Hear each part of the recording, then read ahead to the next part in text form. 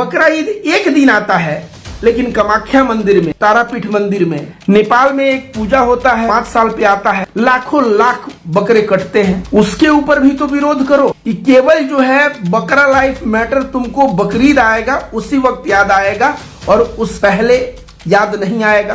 मेरा नाम रविकांत भारती है। आज हम लोग जानेंगे कि बकरा ईद क्यों मनाया जाता है, क्योंकि तमाम अंधभक्त प्रवृत्ति के लोग ऐसे हैं जिनको बकरा ईद से दोस्तों, बकरा ईद और कुर्बानी को लेकर जो अंधभक्त विरोध कर रहे हैं, उन सभी को आज एक कट्टर हिंदू भाई ने सबक सिखाया है। जी हाँ दोस्तों, welcome back my YouTube family. उम्मीद करता हूँ कि आप सब बढ़िया होंगे, ठीक होंगे और दुआ करता हूँ कि आप ऐसी ठीक रहे, खुश रहे, मुस्कुराते रहे। तो दोस्तों, आज मैं आप लोगों को एक वीडियो क्लिप दिखाऊंगा। एक कट्टर हिंदू जिनका नाम रविकांत भारती है, उन्होंने बकरीद कुर्बानी को लेकर अब तक का ये सबसे बड़ा बयान दिया है कि आखिर मुसलमान कुर्बानी क्यों करते हैं, मुसलमानों को कुर्बानी करने से क्या मिलता है, और जो अंधभक्त हर साल बकरीद कुर्बानी को लेकर विरोध करते हैं तो आखिर इनको मिर्ची क्यों लगती है, क्यों बकरीद कुर्बानी का विरोध किया जाता है। तो दोस्तों, इस कट्टर हिंदू भाई ने ऐसे लोगों के मुंह पर करारा तमाचा मारा है, करारा रिप्लाई दिया है।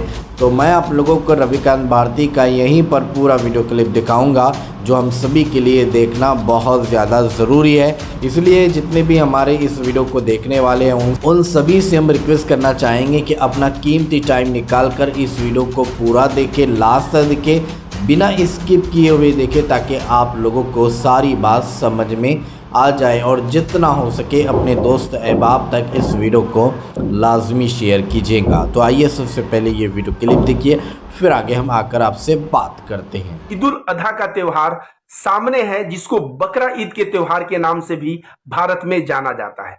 तो मैं आज आपको बताऊंगा कि बकरा ईद का त्योहार क्यों मनाया जाता है और बकरा ईद के त्योहार से पूरे मानवता को क्या संदेश, क्या मैसेज देने का प्रयास है। यह बात मैं आप लोगों को बताऊंगा। मैं यह भी बताऊंगा कि ये जो है महामृत्युंजय मंत्र और त्याग से जुड़ा हुआ है, और पतंजलि योग सूत्र में जो योग के 8 नियम बताए गए हैं उससे भी ये जुड़ा हुआ है। साथ ही साथ गौतम बुद्ध के जो संदेश से, उससे भी यह जुड़ा हुआ है। उनकी जिंदगी में भी कुछ ऐसी घटना देखने को मिली है, और कबीर के संदेश से भी ये जुड़ा हुआ है दोस्तों।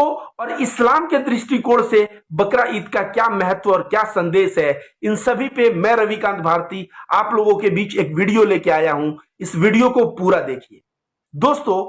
इस्लाम में माना गया है कि बहुत सारे पैगंबर आए, और मोहम्मद साहब, जिसको मुसलमान सम्मान से जिनको मोहम्मद सल्लल्लाहु अलैहि वसल्लम कहते हैं, उनको अंतिम पैगंबर के तौर पे मानते हैं। वैसे ईसा मसीह को भी ये लोग ईसा अलैहिस्सलाम कहते हैं। उसी तरह से एक पैगंबर हुए जिनका नाम था इब्राहिम अलैहिस्सलाम। इब्राहिम अलैहिस्सलाम की पत्नी थी सारा अलैहिस्सलाम, और सारा अलैहिस्सलाम के साथ एक राजा कुकृत्य करना चाहता है, लेकिन अल्लाह के कृपा से उसको पैरालिसिस हो जाता है। बाद में वह रिक्वेस्ट करता है तो फिर वह ठीक होता है। वह समझ जाता है कि ये सामने जो सारा जी खड़ी हैं, ये कोई ऑर्डिनरी औरत नहीं, कोई ये दिव्य पुरुष और दिव्य पुरुष की पत्नी है। तो वह राजा जो है माफी तो मांगता है, गिफ्ट के तौर पे वो लड़की देता है, और जिस लड़की का नाम रहता है हाजरा।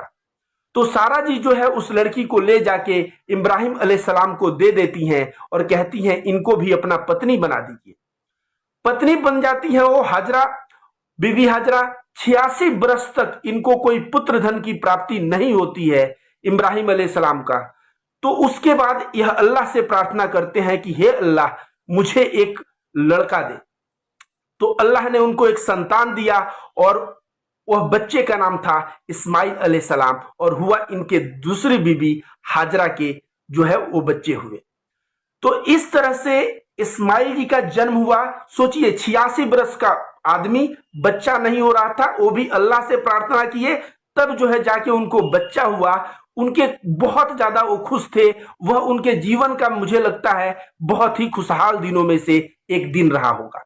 लेकिन कहते हैं ना, जब आप बहुत ही खुशहाल रहते हैं तो एक न एक दिन ऐसा आता है कि आपको कहीं ना कहीं दुख का भी सामना करना पड़ता है।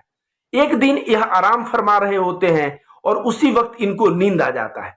नींद में इन्होंने एक सपना देखा और उस सपना में देखा कि इनको कहा जा रहा है अल्लाह की तरफ से कि हे इब्राहिम, तू मेरे राह में अपने सबसे प्रिय चीज को कुर्बान कर। तो ये सोचते हैं कि भाई ये है क्या। फिर सुबह उठ के सोचते हैं कि नहीं, मैं अल्लाह का पैगंबर हूं, नबी हूं और मेरे को सपना गलत नहीं आएगा, ये सपना सही है। फिर उन्होंने सोचा कि मेरा प्रिय चीज क्या है, तो उन्होंने सोचा तो उनको पता चला उनका प्रिय चीज जो है इस्माइल अलैहिस्सलाम उनके बेटे रहते हैं।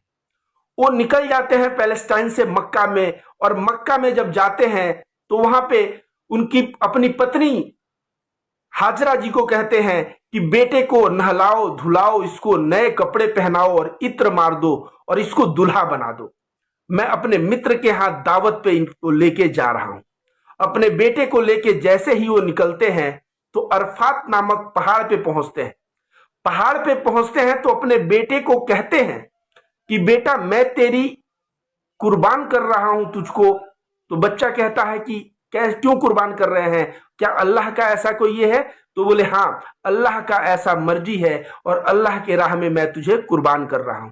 तो वो कहते हैं पिताजी आप मुझे कुर्बान करिए और मेरा सब्र नहीं टूटेगा, मैं अल्लाह के राह में कुर्बान होने को पूर्ण रूप से तैयार हूं। कहा जाता है तभी शैतान इब्लिस आता है और कहा जाता है सबसे पहले माता जी के पास जाता है और हाजरा जी के पास जाके कहता है कि आपके बेटे को वो लेके गए हैं उसको कुर्बानी चढ़ाने के लिए। तो कहती है नहीं, मैं उनको जानती हूँ, मेरे पति हैं और वो बहुत प्यार करते हैं हम सभी से, वो ऐसा नहीं कर सकते। तब शैतान कहता है कि अल्लाह का ऐसा निर्देश है कि अपने प्रिय चीज को कुर्बान करो, तो उनको बेटा उनका प्रिय है तो अपने बेटे को वो कुर्बान करने जा रहे हैं। तो हाजरा जी कहती हैं कि अगर अल्लाह के राह में एक क्या 1000 इस्माइल हो, उन सबको मैं कुर्बान करने को तैयार हूं। जो रब की मर्जी, जो अल्लाह की मर्जी, वही कार्य होगा। वहां से शैतान जो है बहुत ही दुखी होके जाता है। तब जो है रास्ते में मिलता है, इस्माइल के पास जाता है, इस्माइल अलैहिस्सलाम से कहता है जानते हो तुम्हारे पिता कहां ले जा रहे हैं, तुमको कुर्बान कर देंगे। तो कहते हैं कि अल्लाह के राह में मुझे कुर्बान होने में कोई दिक्कत नहीं है और शैतान को भी धुतकार देते हैं। उसके बाद शैतान जो है इब्राहिम अलैहिस्सलाम के अंदर ऐसा भाव पैदा करता है बपत्व का कि 86 वर्ष के बाद एक लड़का हुआ, तुमको बुढ़ापा में कौन देखेगा। मतलब बाप का बपत्व जो होता है ना, वह माँ का ममता होता है, वैसे वो जगाने का प्रयास करता है।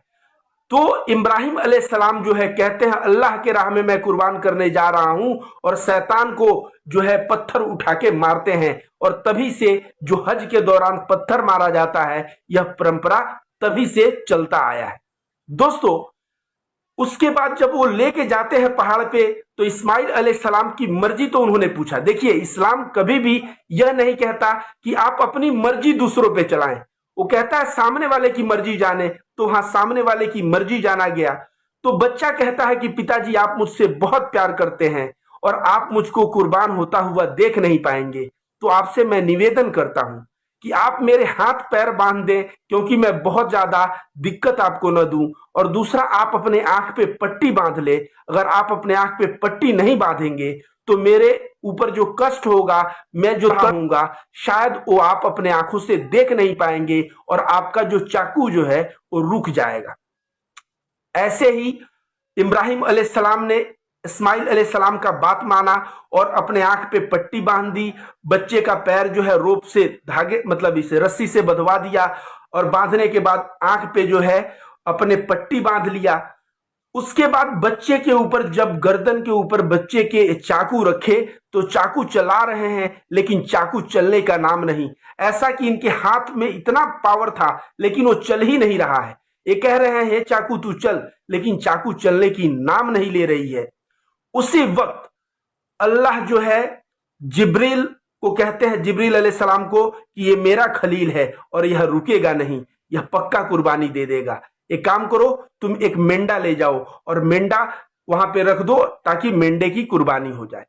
जिब्रील अलैहिस्सलाम वहां आते हैं मेंढा लेके और मेंढा रख देते हैं और बेटे को हटा देते हैं।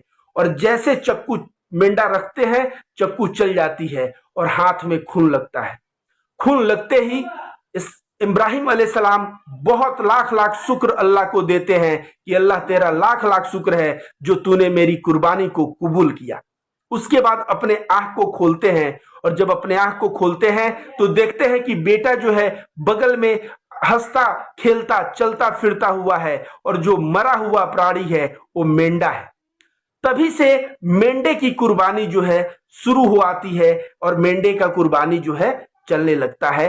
तब से बकरे, उसके बाद भेड़, इन सभी की कुर्बानी की प्रथा तब से स्टार्ट हो जाती है, ऐसा माना है। दोस्तों आइए अब जानते हैं हम लोग इससे संदेश कि इसमें संदेश क्या है।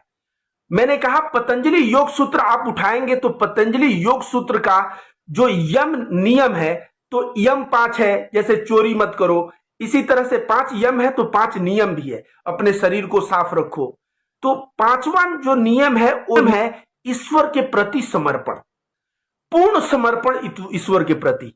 तो आपको क्या लगता है यहाँ पे इब्राहिम अलैहिस्सलाम जो थे और इस्माइल अलैहिस्सलाम, इन दोनों लोगों का ईश्वर के प्रति समर्पण पे आप क्या कहेंगे? और बीबी हाजरा वो भी कहती हैं अल्लाह के नाम पे मेरे कई इस्माइल रहते तो मैं उन सबको जो है कुर्बान करने को तैयार हो जाती। तो सोचिए ये सभी के सभी लोग कितने जो है ईश्वर के प्रति समर्पित हैं। और यही चीज कुरान के जो सूरे हज है उसका 37 नंबर आयत है, वो कहता है कि आप जो कुर्बानी देते हो अल्लाह के पास न तो खून पहुंचता है और न ही मांस पहुंचता है तो आपका ईश्वर के प्रति जो समर्पण है वह समर्पण पहुंचता है। तो देखिए मैं कहता हूं कि इस्लाम, हिंदू धर्म आप देखने में सोचेंगे बहुत अलग अलग धर्म है, लेकिन जब गहराई से समझेंगे तो पता चलेगा कहीं ना कहीं मैसेज और कहीं ना कहीं संदेश वही है। दूसरा नंबर चीज मैं आपको वीडियो में दिखाऊंगा कि बहुत सारे लोग कुर्बानी के दौरान अपने जानवरों को हाथ में लेके रोते हैं।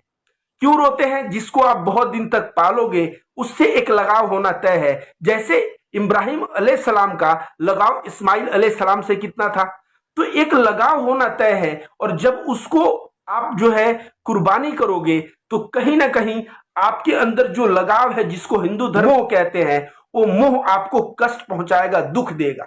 तो जब वो आपके सामने कुर्बानी होगी उसकी, तो आप जो है मोह से आपको जो दुख पहुंचेगा, कहीं ना कहीं इन फ्यूचर आपके घर में खुदा ना खास्ता या आपके रिश्तेदारी में कोई अगर मृत्यु को प्राप्त होता है तो उस वक्त आप जो है अगर ऐसे बहुत सारी कुर्बानियां किए रहेंगे तो कहीं ना कहीं आपके अंदर एक मानसिक मैच्योरिटी आ जाएगी जिससे उस दुख का आप सामना कर पाएंगे।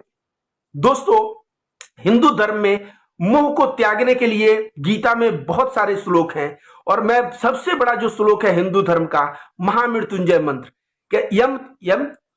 ये महामृत्युंजय मंत्र है क्या? ओम त्र्यंबकम यजामहे सुगंधिम पुष्टि वर्धनम उर्वा रुक्मी बंदनान मृत्युर्मोक्षी अमामृता।